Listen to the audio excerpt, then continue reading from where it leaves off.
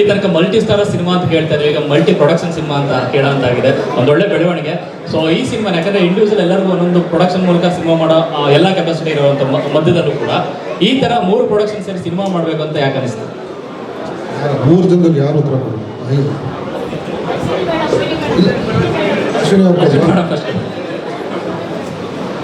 ಯಾಕೆ ಸೇರಿದ್ದೀವಿ ಅಂದರೆ ಅದೇ ಸುಮಾರು ಜನ ಹಂಗೆ ಮಾಡ್ತಾರೆ. ನಾವು ಏನಾದರೂ ಫಸ್ಟು ನಾನು ಗುರು ಕತೆ ಕೇಳ್ತಾ ಇದ್ವಿ, ಯಾರು ಯುವ ಕತೆ ಕೇಳ್ತಾ ಇದ್ವಿ, ಯಾವುದು ಸೆಟ್ ಆಗಿರ್ತೀವಿ. ಸರಿ ಒಂದು ದಿವಸ ಕಾರ್ತಿಕ್ ಮತ್ತು ಯೋಗಿ ಬಂದು ಅಕ್ಕ ಒಂದು ಸ್ಟೋರಿ ಇದೆ ಸುಮ್ಮನೆ ಕೇಳಿ ಮಾಡಿದ್ರು, ರೋಹಿತ್ ಒಂದು ಸ್ಟೋರಿ ಮಾಡಿದ್ರು, ತುಂಬ ಚೆನ್ನಾಗಿತ್ತು. ಆಮೇಲೆ ಹಾಗೆ ಡಿಸ್ಕಷನ್ ಮಾಡಿದ್ವಿ. ಜಯಣ್ಣ ಸರು ಕೇಳ್ತಾರೆ, 3 ಪ್ರೊಡಕ್ಷನ್ ಹೌಸ್ ಕೇಳ್ತಾರೆ. ಆ್ಯಂಡ್ ಯಾಕೆ why don't we do it together ಅಂತ ನಾನು ಡಿಸಿಷನ್ ತಗೊಂಡು ಅವರು ಓಕೆ ಅಂತ.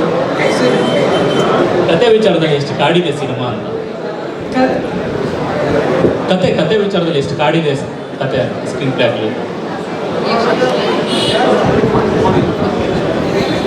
ಕಾಡಿದೆ ಅಂತಲ್ಲ, ಇಟ್ಸ್ ಒಳ್ಳೆ ಕಮರ್ಷಿಯಲ್ ಸಿನಿಮಾ ವಿತ್ ಕಾಂಟೆಂಟ್. ಕಥೆನೂ ಇದೆ, ಕಮರ್ಷಿಯಲ್ ಆಸ್ಪೆಕ್ಟು ಇದೆ. ಆ್ಯಂಡ್ ಗುರುಗೆ ಸೂಟ್ ಆಯ್ತು ಅಂತ ನನಗೆ, ಯುವಾಗ ಸೂಟ್ ಆಯ್ತು ಅಂತ ನನಗೆ ಅನಿಸ್ತು. SSTV ಸಿನಿಮಾ ಜಗತ್ತಿನ ಕ್ಷಣ ಕ್ಷಣದ ಸುದ್ದಿಯೊಂದಿಗೆ.